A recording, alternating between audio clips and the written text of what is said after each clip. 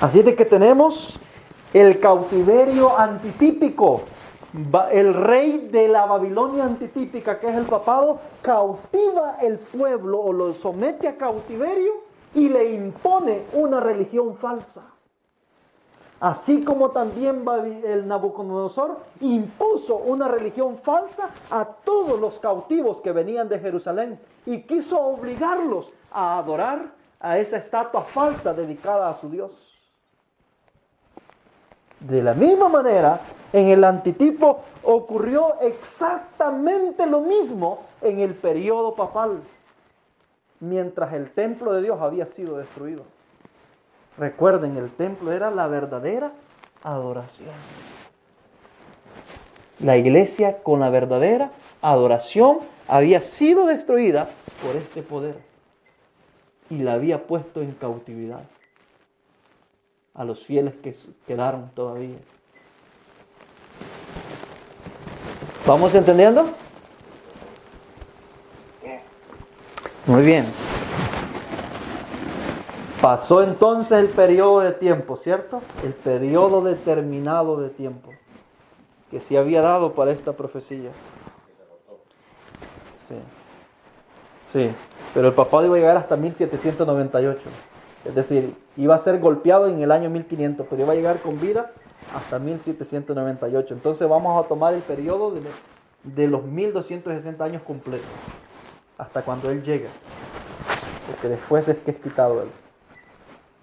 Entonces obsérvese entonces que la profecía en el tipo había dicho algo al respecto después de que terminaran los 70 años del cautiverio babilónico. ¿Qué es lo que Dios había dicho a través del profeta Jeremías? Dios había dicho que después de los 70 años Dios iba a castigar al rey de Babilonia. Es decir, después de que terminara ese periodo profético, Dios iba a castigar al rey. Ese es lo primero que iba a hacer, castigar al rey de Babilonia. Antes de libertar al pueblo, tuvo que castigar primero al rey de Babilonia, porque era él quien los tenía cautivos. No los podía liberar sin antes no castigar primero al rey de Babilonia. Entonces, obsérvese de que esta profecía se cumple categóricamente en este periodo. Dice en la historia de la redención, en la página 382. Página 382. Antes de leer esta cita, quiero hacer una recapitulación. ¿Cuándo es que el rey de Babilonia es castigado? El rey de Babilonia, ¿quién es el rey de Babilonia, de la Babilonia antitípica? El papado, el sistema papal. ¿Verdad? ¿Cuándo es que el rey de Babilonia es castigado físicamente? Porque, ¿qué pasó con Belsasar, el último rey de Babilonia? ¿Fue castigado físicamente? Sí, fue castigado físicamente, no espiritualmente, sino físicamente. ¿Cuándo es que el rey de Babilonia, de la Babilonia antitípica, es castigado físicamente? Cuando se lo llevan, ¿qué cosa? Cautivo, preso. ¿En qué año fue eso? Al final del periodo profético específico que se había determinado en la profecía. Es decir, al final de los 1260 años, el rey de la Babilonia antitípica tenía que ser castigado. Es decir, el papado es llevado cautivo por el ejército francés y muere en el exilio. Es decir, fue castigado. Después de que el rey de Babilonia es castigado, entonces debemos buscar un nuevo gobierno, un nuevo poder que se habría de levantar en la tierra y que le podría dar libertad y liberación al pueblo de Dios. Recuerden, ¿qué poder es el que libera al pueblo de Dios? ¿Sí? No, en el tipo. El poder que libera al pueblo de Dios, quizás para ser más enfático, es el poder de Media y Persia. Es decir, el reino persa es el que le da libertad al pueblo de Dios. Y digo el reino persa porque no solo estuvo envuelto Ciro, él empieza, pero después le prosiguen otros reyes. ¿Me doy a entender? Entonces, el gobierno de los medos y los persas es el que le da la libertad al pueblo de Dios. Pero primeramente, Babilonia tenía que, ¿qué cosa? Tenía que caer. Y el primero que iba a caer, antes que el reino fuera disuadido, iba a ser que, ¿quién? El rey. Así es de que en el año 1798 el rey de Babilonia es ¿qué? Es quitado. Y en el año 1844 Babilonia cae. Entonces vamos a leer Historia de la Redención. Página 382. Dice, cuando las iglesias desdeñaron el consejo de Dios, al rechazar el mensaje adventista, el Señor a su vez las rechazó. El primer ángel fue seguido por un segundo que proclamaba, ha caído Babilonia.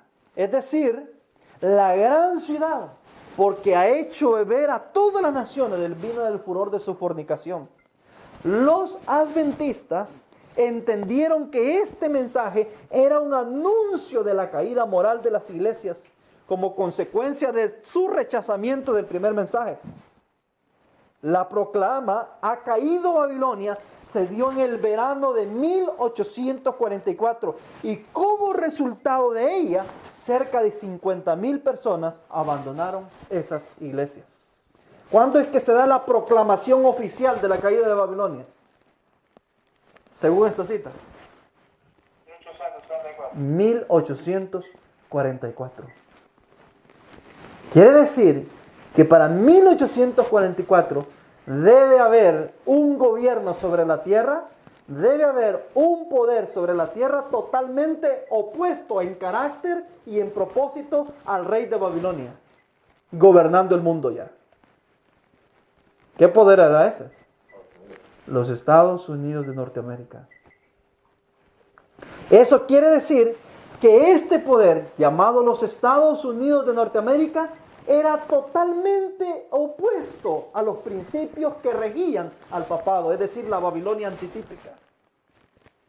Y una de las primeras características que se identifica con este poder, es decir, con los Estados Unidos de Norteamérica, es que los Estados Unidos de Norteamérica primeramente derrota a Babilonia, es decir, es la contraparte de Babilonia, sale como resultado de la caída de Babilonia. Es decir, el sistema romano que había oprimido al pueblo de Dios durante muchos años. Entonces, un gobierno sobre la tierra del pueblo, fundado por el protestantismo religioso, oposición a Roma, es decir, un sistema religioso opuesto a Roma, que era el protestantismo, dice que un gobierno fue levantado sobre la tierra. Es decir, un gobierno surgió en el planeta Tierra y este gobierno tenía unas características singulares que no tenía el antiguo gobierno, es decir, el gobierno romano, la Babilonia antitípica. Y es que este nuevo gobierno daba garantía de libertad de religión a todos los pueblos de la tierra, idénticamente como lo hacían los medos y los persas. Solo que con la diferencia que los medos y los persas acabaron con Babilonia, pero Estados Unidos no acabó con el catolicismo. Recuerden de que Babilonia es ya una Babilonia espiritual la que está tratando acá. No es física de un lugar, es decir, Babilonia es tanto la iglesia, tanto el catolicismo, como también las iglesias protestantes apóstatas. Todo eso envuelven a Babilonia. Y quien derrotó o quien empezó a hacer que la caída del rey de Babilonia viniera a la existencia es precisamente el protestantismo. Y Estados Unidos es el fruto del protestantismo. En realidad, los que se reunieron para conformar la nación de los Estados Unidos de Norteamérica, todos en su mayoría eran protestantes contra Roma. Es decir, de una manera indirecta, en realidad Roma cae por el protestantismo. por las naciones protestantes, que más tarde fundaron a los Estados Unidos de Norteamérica, que es el epicentro del protestantismo. En realidad, Estados Unidos se le conoce como una nación protestante. Y si ustedes se van a la historia, Estados Unidos hasta por los 80 creo fue que puso embajador en el Vaticano, porque antes de eso él no aceptaba enviar embajador al Vaticano. No habían relaciones diplomáticas entre lo que era el Vaticano y los Estados Unidos de Norteamérica. Entonces, en realidad la naturaleza de este país es totalmente opuesta en sus inicios, opuestas al sistema babilónico antitípico. Este país garantiza libertad religiosa, es decir, garantiza que el pueblo se gobierne por sí mismo. Le da la oportunidad de que todos los adoradores adoren al Dios que ellos quieran y de la forma que ellos quieran, sin temor a ser perseguidos.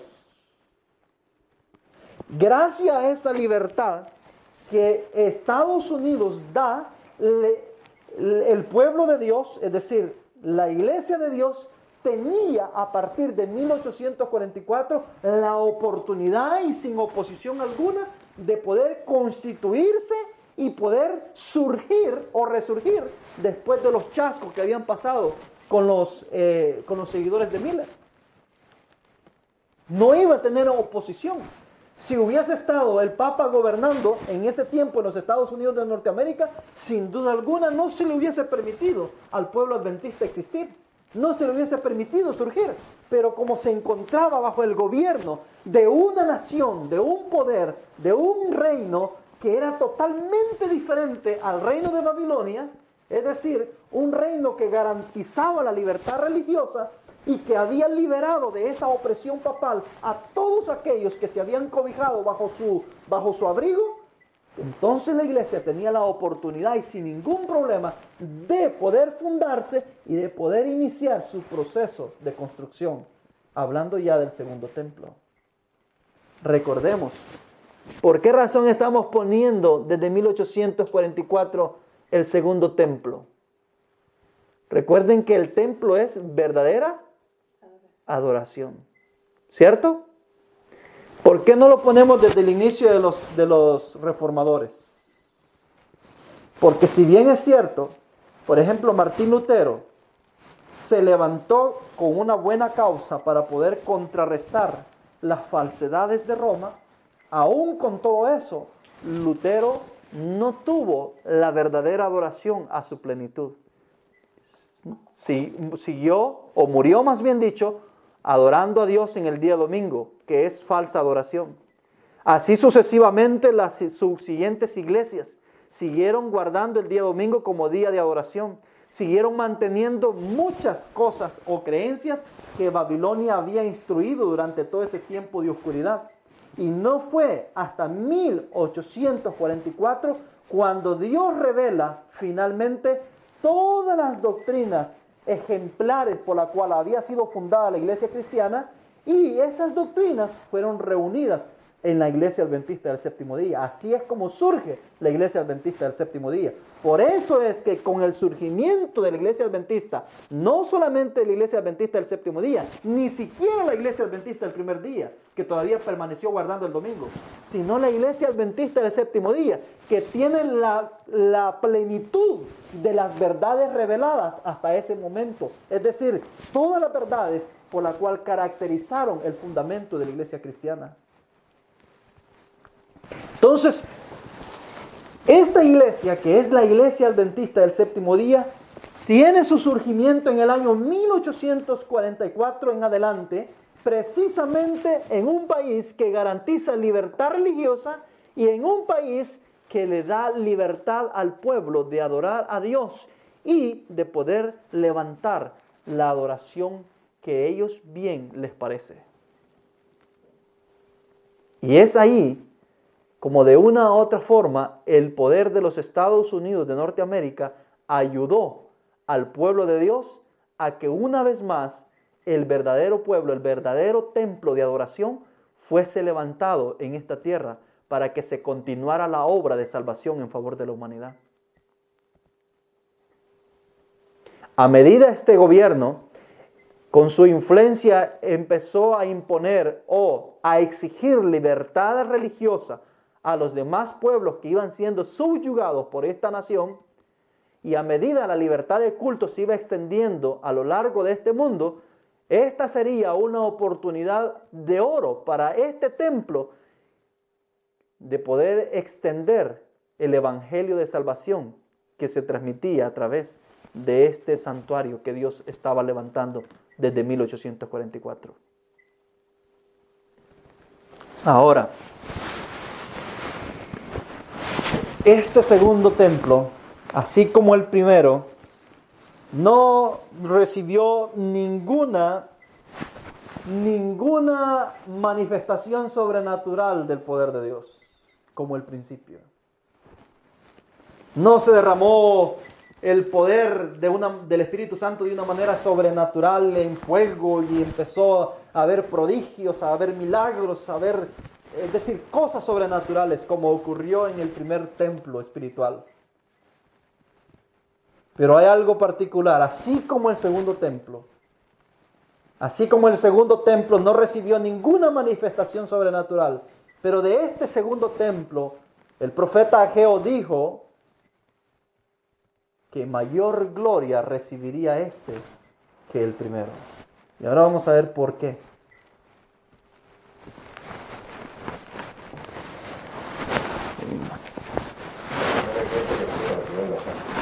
Entonces quiere decir de que el segundo templo que se está levantando desde 1844, debe de levantarse o empezar su construcción con el primer decreto, ¿cierto? Y este primer decreto figurativamente representa el primer mensaje que está saliendo desde las tierras de los Estados Unidos de Norteamérica. El primer mensaje que se está dando, porque es precisamente allí donde se está dando la oportunidad de que se empiece la reconstrucción de este segundo templo. Es más, los constructores de este segundo templo son de este reino que da garantía de libertad religiosa. Es decir, pertenecen a ese territorio. ¿Me doy a entender? ¿Esta nota dónde la sacó? No, esa nota la he puesto yo para que no se me olvide una idea que quiero presentar. Es mío. Entonces, ahí se da entonces el primer decreto. El primer decreto representa el primer mensaje. El primer mensaje para la reconstrucción de la verdadera adoración, del verdadero templo de adoración. Ya dijimos de que el verdadero templo se empieza a construir desde 1844 hacia adelante, ¿cierto? ¿Qué es lo que se celebraban? ¿Qué es lo que se celebraba en el templo del tipo?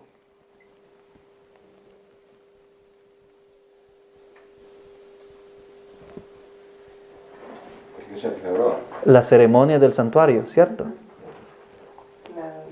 Y en esa ceremonia del santuario, ¿qué es lo que había? ¿Qué? En el tipo. ¿Qué es lo que había? En esa ceremonia del santuario, lo que había era había salvación. Ese era el evangelio del pueblo de Dios, ¿cierto? Ese era el fundamento, la razón de la existencia. Ahí había esperanza, ¿cierto? Ahí estaban resumidas todas las promesas, tanto para el pueblo de Dios como para el mundo. Era a través de ese sistema que el mundo podía llegar a ser salvo. Porque contenía todo un sistema de verdades. Así es de que el primer mensaje... ¿Ah? Sí.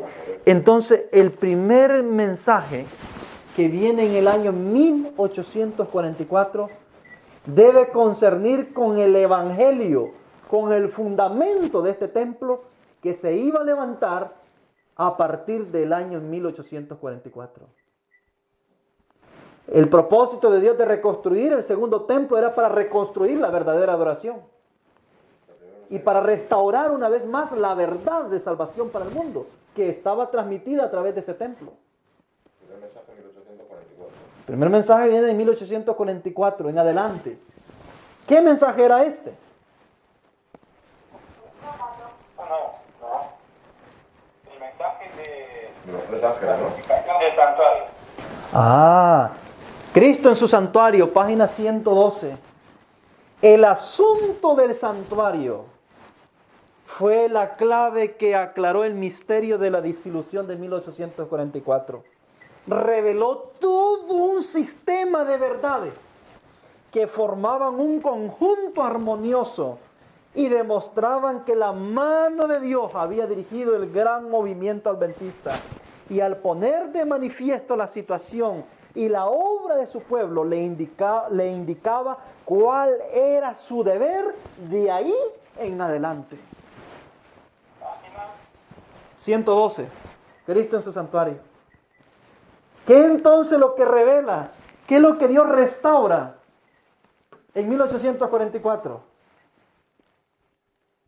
Restaura la verdad del ministerio, del santuario y de la obra que se hace en este mismo. Donde el principal actor de esto es Cristo como intercesor en medio del juicio que se está dando.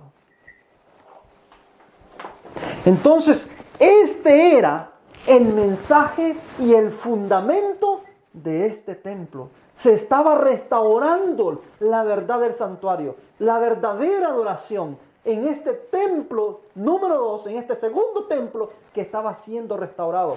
¿Qué es lo que había hecho el rey de Babilonia con la verdad del santuario? ¿Con la verdad de la adoración correcta? La había destruido, la quemó en el tipo, ¿cierto? ¿Qué es lo que hizo el rey de Babilonia antitípico? Es decir, el poder papal con la verdad del santuario. ¿Qué hizo con el santuario? Daniel 8:14, Daniel 8:13, 14 y en adelante. Lo pisoteó, lo echó por tierra.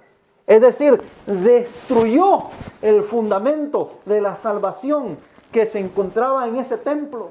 Y ahora Dios, nuevamente en la reconstrucción del segundo templo espiritual, que es la iglesia adventista del séptimo día, vuelve a instaurar la verdad del santuario, del ministerio de ese santuario, donde está resumido el evangelio de salvación para la humanidad.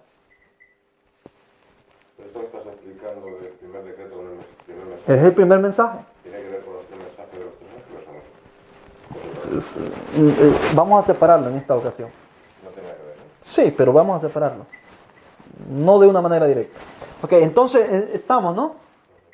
Dice que el santuario reveló un sistema de verdades. Ahí se reveló lo del sábado, porque fue en el santuario donde ella vio la ley de Dios y vio que el cuarto mandamiento brillaba más que todos los demás. Que era un mandamiento que había sido pisoteado también por el cuerno pequeño, es decir, el rey de Babilonia. ¿Me doy a entender? Fue restaurado también. Ahí se vieron muchos otros detalles que tuvieron que ser restaurados, verdades que tuvieron que ser corregidas, interpretaciones que tuvieron que ser corregidas. Todo un sistema de verdades fue introducido en el santuario, en el templo que Dios estaba empezando a construir en el tiempo de la hermana White. Ahora la pregunta es, ¿fue fácil el inicio de la construcción de este segundo templo? No. ¿Tuvieron dificultades? Sí. Acababan de salir de un gran chasco. Había desánimo, había frustración, habían miedos, había de todo.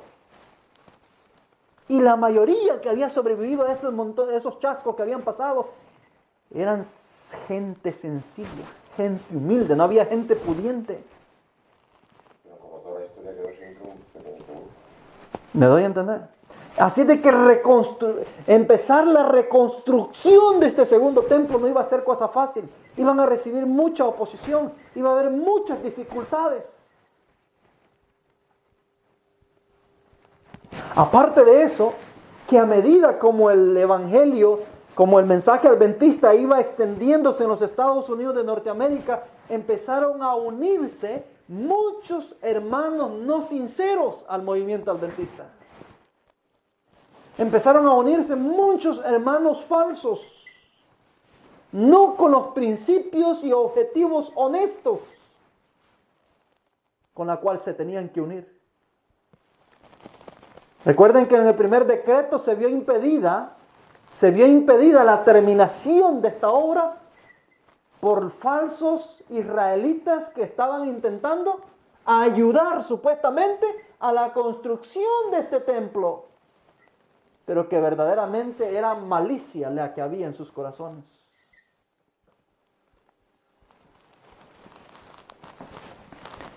Entonces la hermana White escribe una cita unos años más tarde en Testimonios para los Ministros, en la página 46. Dice, hay dos influencias opositoras. Ella vio que habían dos pueblos, dos fuerzas interviniendo en la iglesia de Dios, en oposición en la iglesia de Dios. Dice, dos influencias opositoras que se ejercen continuamente sobre los miembros de la iglesia. Una influencia trabaja para la purificación del templo, es decir, para su construcción, y la otra para la corrupción del pueblo de Dios, es decir, la otra para impedir que ese templo se construya. Entonces ella está viendo en este escenario a los verdaderos israelitas que están queriendo construir el templo, es decir, esa iglesia, de establecer esa iglesia como Dios quería, y por el otro lado otra influencia que estaba tratando de impedir que eso ocurriera. Y está descrita en esa cita como los falsos hermanos, la cizaña, que se parece casi es idéntica con el trigo, pero es diferente en propósito y en naturaleza. Hermanos que habían creído en el mensaje adventista, creían en el mensaje, por lo menos del diente al labio, pero en sus corazones seguían adorando, ¿qué cosa? Los ídolos falsos, paganos. Seguían practicando el paganismo, rehusándose a dar un cambio genuino, a dar frutos dignos de arrepentimiento.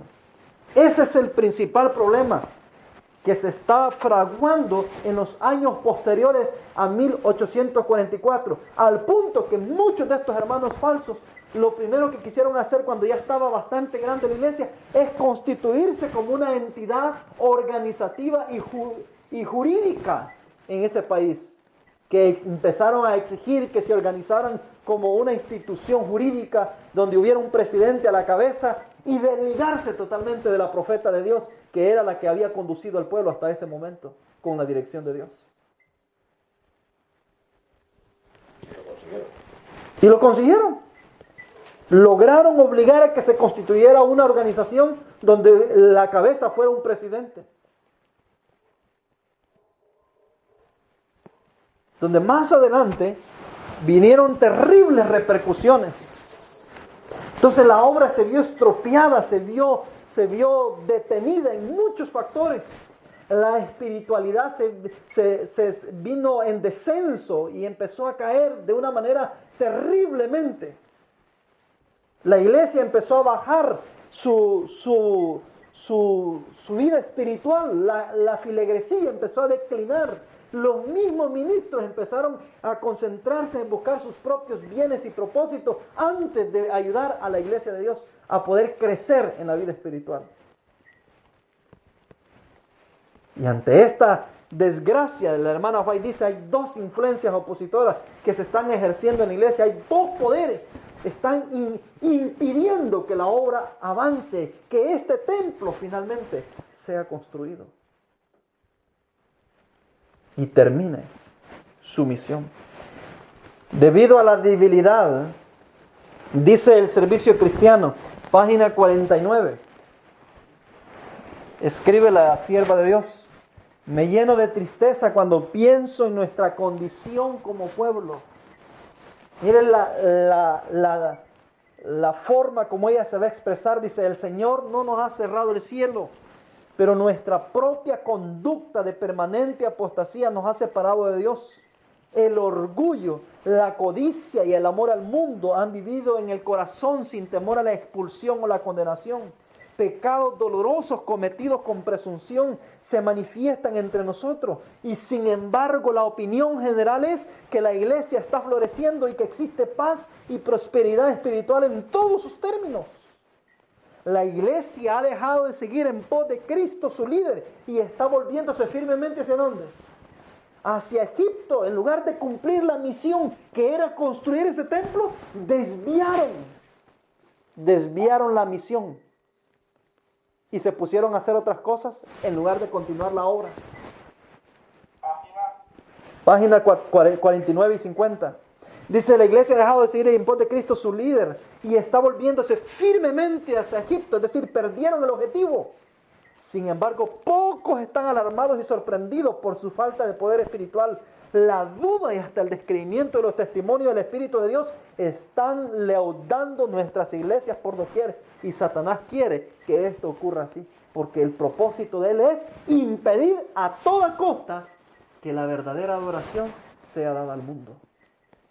Y él sabe que a través de ese templo, donde se encontraba la verdadera adoración en el tipo, era el medio que Dios podía usar para poder transmitir la verdad del Evangelio a las naciones. Entonces aquí estamos viendo que los primeros enemigos que está enfrentando este segundo templo, después de que se ha dado el primer decreto, el primer mensaje que ha llegado en 1844, los primeros enemigos, ¿quiénes son? Los del mismo pueblo de Dios. Entonces Dios, al ver la terrible condición en la cual la iglesia estaba cayendo, se aventuró para dar un segundo, es decir, se aventuró para que un segundo decreto viniera al pueblo de Dios, un segundo mensaje llegara, con la intención de revertir esta tragedia y esta obstrucción en esta construcción de este segundo templo. Entonces este segundo decreto, este segundo mensaje viene en el año 1888, en un momento crítico espiritual que la iglesia estaba viviendo. La iglesia había perdido el rumbo, el objetivo, la dirección por la cual había sido invitada a emprender desde el año 1844.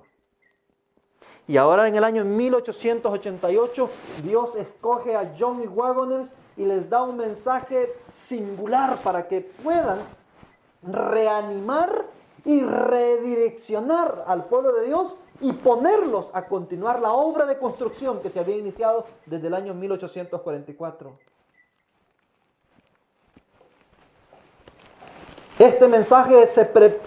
Con este mensaje Dios se proponía darle aliento, darle vida a aquellos constructores que habían sido llamados para poder construir este templo espiritual. En el año Testimonios para Ministros, páginas 91 y 92 dice: el Señor en su gran misericordia envió un muy precioso mensaje a su pueblo por medio de los pastores Wagoners y Jones. Muchos habían perdido de vista ¿a quién? A Jesús, el elemento principal de la adoración. Dice, necesitaban dirigir sus ojos a su divina persona, a sus méritos, a su amor inalterable por la familia humana. Dios pretendía reavivar, pretendía restaurar el ánimo, el corazón de todos estos que eran parte de este pueblo en ese tiempo que había recibido la solemne misión de construir este templo espiritual en el año 1844. Página 91.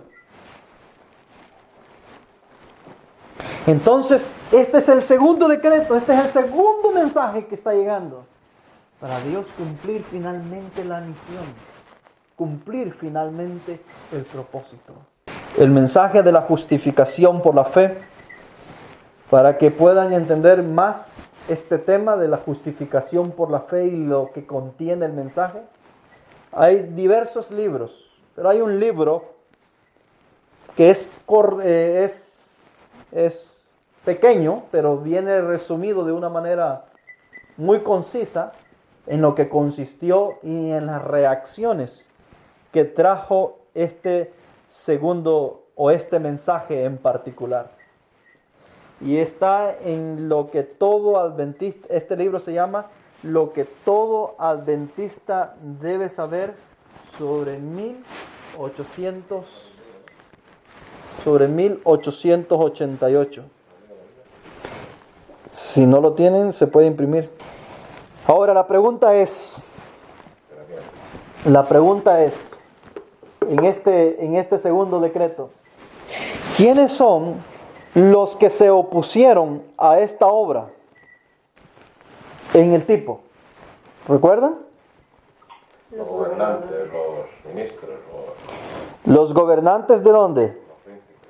Los gobernantes de aquellos pueblos mixtos que habían intentado ayudar a Israel. Entonces quiere decir que en el antitipo de la misma manera, es decir, de la misma forma, los que se iban a oponer en el segundo decreto, ¿quiénes eran?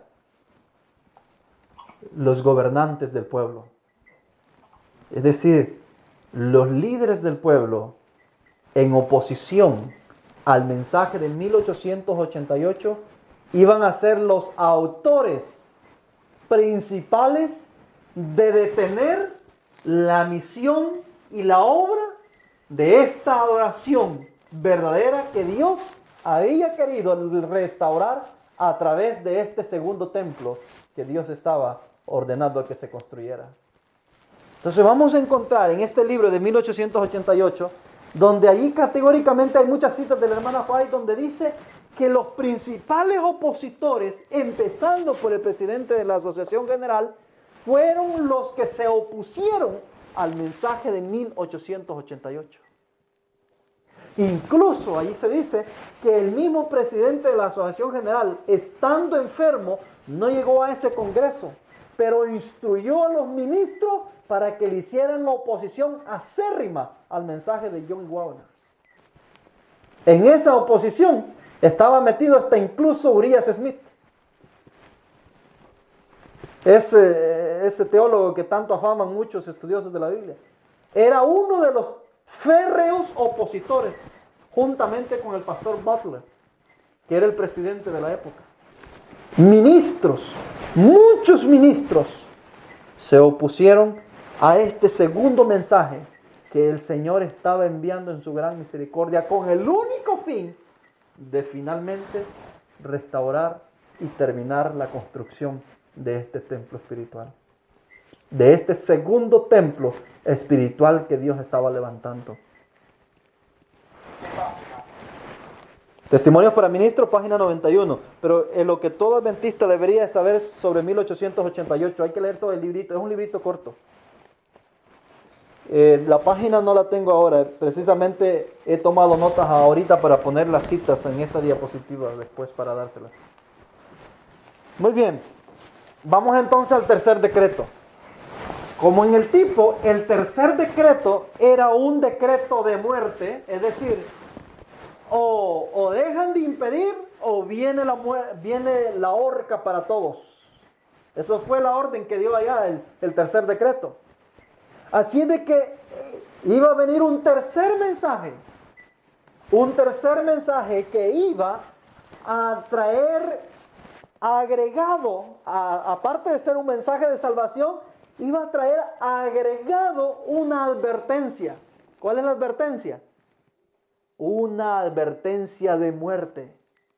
Es decir, todos los que se opongan, todos los que estén yendo contra la construcción del templo que Dios ha querido restaurar o reconstruir desde el año 1844 a estas alturas y sigan en oposición o tratando de intervenir, particularmente a los gobernantes del pueblo, si usted leyó en el tipo, dice, serán ¿qué cosa? Destruidos. Es decir, van a morir, van a ser puestos como muladar, van a ser colgados en la horca y puestos como muladar en sus casas. ¿Me explico?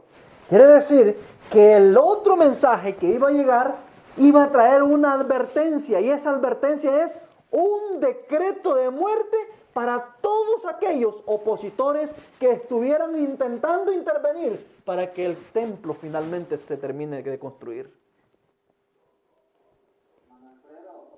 Ajá. En la página en la que todo lo que todo adventista debería saber es la página 40. Ok, la página 40, Simeón, de lo que todo adventista debería saber. Vale, gracias. Ok, entonces estamos.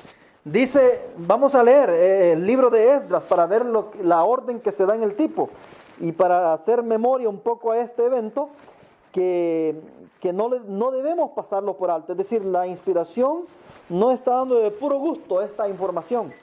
Dice en el capítulo 6, versículo 11 en adelante, dice también, es dado por mi mandamiento que cualquiera que altere este decreto le sea arrancado un madero de su casa y alzado, sea colgado en él y su casa sea hecha muladar por esto. Y el Dios que quiso habitar ahí su nombre destruya a todo rey y pueblo que pusiera su mano y lo altere para destruir esta casa de Dios.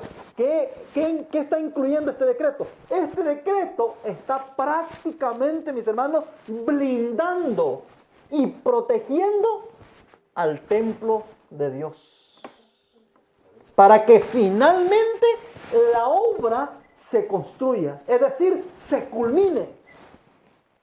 Pues bien, en el año 1929 y 30, Dios envió este tercer decreto, es decir, este tercer mensaje, anunciándole al pueblo de que el templo tendría que construirse de una vez por todas y que todo aquel que se levante contra este templo o intente detener la construcción de este templo, ya sea rey, ya sea nación o cualquier individuo, dice que sea arrancado un madero de su casa y sea puesto por muladar, es decir, sea muerto ahorcado,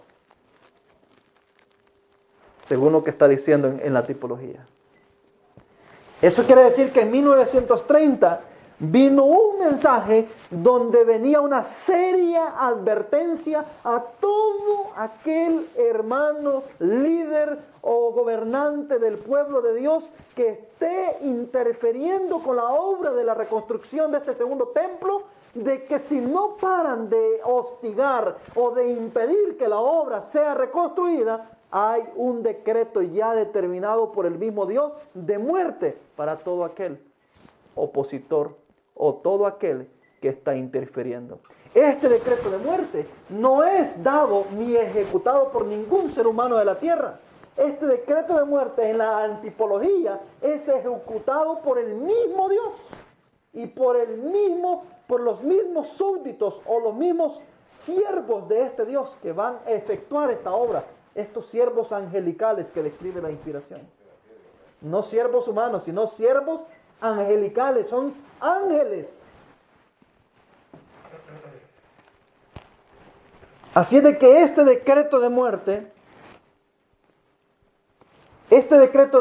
tiene como propósito castigar, tiene como propósito pagar a cada uno el precio por la soberbia y por la oposición y por la intransigencia que está cometiendo al tratar de impedir que el templo de Dios sea finalmente reconstruido. Dice, un segundo, este decreto de muerte será, como estás diciendo ahora mismo tú, a cada uno darle lo que se merece, o será todo por igual, como se han entendido. No, ese decreto de muerte es Ezequiel 9. No sé qué es Ezequiel 9, pero que a cada uno se le dará según lo que ha hecho. No, es decreto de muerte, literal. La morirán todos, haya Se hayan opuesto mucho, se hayan opuesto poco. Todo el que se opuso, Poco, mucho, no importa. Todo el que se opuso es cortado. de la misma manera. De la misma forma. Ahí está. Es Ezequiel 9 en otras palabras. Ya hemos estudiado el tema de Ezequiel 9. En 1930 el mensaje de advertencia llega. Es el tercer decreto. Si se siguen interponiendo para que Dios termine la construcción de este templo, de este segundo templo, Dios ha dicho que va a exterminar. Es decir, hay un decreto de muerte ya para todo opositor. ¿Me doy a entender? Dios necesita tener este templo para la última magna obra que se va a hacer en favor del mundo, cuando se transmite el evangelio a todas las naciones por testimonio. ¿Cómo lo necesita tener este templo para ese entonces? Lo necesita tener glorificado ya. Este templo necesita estar listo. Y esto es obvio y evidente. Y por eso es de que, porque la profecía en Profetas y Reyes en la página 535 dice cómo es que debe estar el templo de Dios, este segundo templo, en la hora 11ª, en el último periodo de la historia de esta tierra. Dice, revestida de la armadura de la justicia de Cristo. La iglesia entrará en su conflicto final ¿cómo? Hermosa como la luna, esclarecida como el sol, imponente como ejército en orden. Ha de salir a todo el mundo vencedora y para vencer. 535, Profetas y Reyes. Así es como Dios necesita tener este templo espiritual en el momento que empiece el fuerte pregón. Y para eso Dios ha dado un mensaje de advertencia y ha dicho: todo el que se esté oponiendo para que mi iglesia, es decir, para que este templo esté completo, va a ser exterminado, es decir, va a ser quitado. Y en su misericordia Dios envía un mensaje de advertencia. Es decir, este mensaje de advertencia, hermanos, es para nosotros. Es para cada uno. Desgraciadamente, muchos hijos de Dios, y miren uno de los grandes errores que se ha cometido en este segundo templo, porque se dice del primer templo que traían las piedras ya labradas, pero del segundo templo no se dice si ya las traían labradas. No encontramos una descripción si siguieron el mismo patrón del primero. Pero del segundo no se habla, entonces quiere decir de que existe probabilidad de que en el segundo templo se hayan colocado piedras que no estaban ajustadas de acuerdo al lugar que les correspondía. ¿Ah? Y que no refleja la grandeza del primer. Que no refleja la grandeza del primer templo. Entonces, ante esta realidad, mucha gente incluso ha sido traída inocentemente. Y muchos de ellos han sido traídos según lo que conocen y entienden. Y aunque tratan de ser fieles, todavía son toscos, todavía hay chichotes, hay desfiguración, porque no han sido instruidos, porque muy probablemente han sido traídos de la manera incorrecta. Dios ha hecho provisión para estas piedras que están mal ubicadas. Ha hecho provisión para estas piedras que tienen esa desfiguración y que son piedras buenas, pero que no están preparadas para estar en el templo. Dios desea que el mismo patrón que se siguió en la construcción del primer templo debería haberse seguido en la construcción del segundo templo. Desgraciadamente no se siguió. ¿Por qué lo sabemos? Porque se metieron falsos hermanos. Y desde el momento que hubieron falsos hermanos, eso quiere decir que el protocolo para introducir miembros a la iglesia no era el que consideraba la iglesia primitiva. Ustedes saben que en la iglesia primitiva se intentaron infiltrar falsos hermanos cuando los cimientos estaban vivos.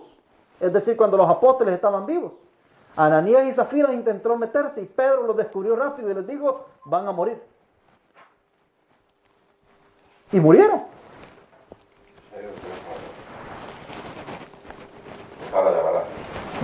Y murieron. ¿Me doy a entender? Después entre todos, se intentó meter Simón el Mago creo que se llamaba, ¿no?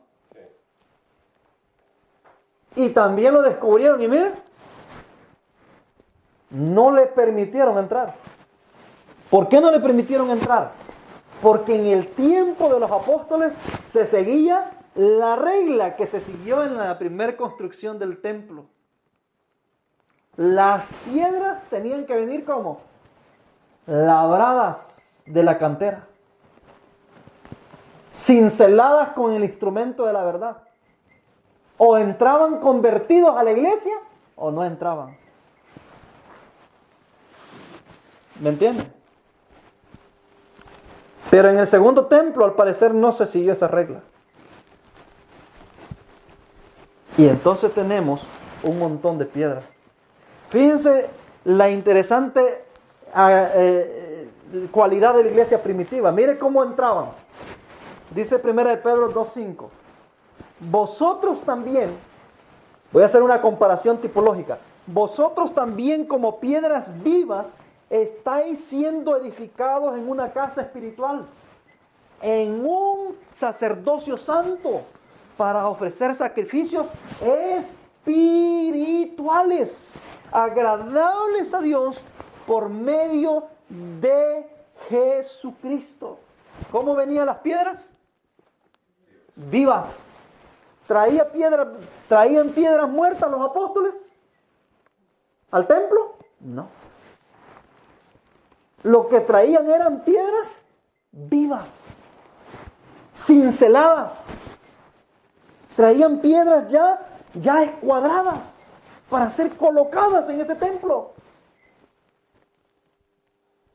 Muy diferente ahora, que no se está siguiendo la regla de los apóstoles en el segundo templo. Ahora se están metiendo piedra poma, piedra de arcilla, piedra de todo. Cualquier chachalasco viejo que encontramos lo queremos poner en el templo. Y entonces el templo está calibajo ya, está temblando que casi se derrumba. Y decimos con gran pecho en el alto, estamos haciendo la obra del Señor, obra misionera en el mundo. ¿Y qué es lo que estamos trayendo? Pura escoria. No, porque hay gente engañada. Claro, la gente viene engañada. O no sé si es que la gente la que viene engañada, o es usted y yo el que está engañado en pensando de que estamos haciendo lo correcto. Entonces, miren lo que los apóstoles traían. Idénticamente como en la construcción del primer templo. Fue construida, el primer templo en 1 de Reyes 6:7, fue construida con piedras que traían ya acabadas. Es decir, venían ya escuadradas para ese fin. De manera que cuando se edificaban ni martillos ni hachas se oyeron en la casa, ni ningún instrumento de hierro. No hubo necesidad. Ya todo venía solamente para ser ensamblado.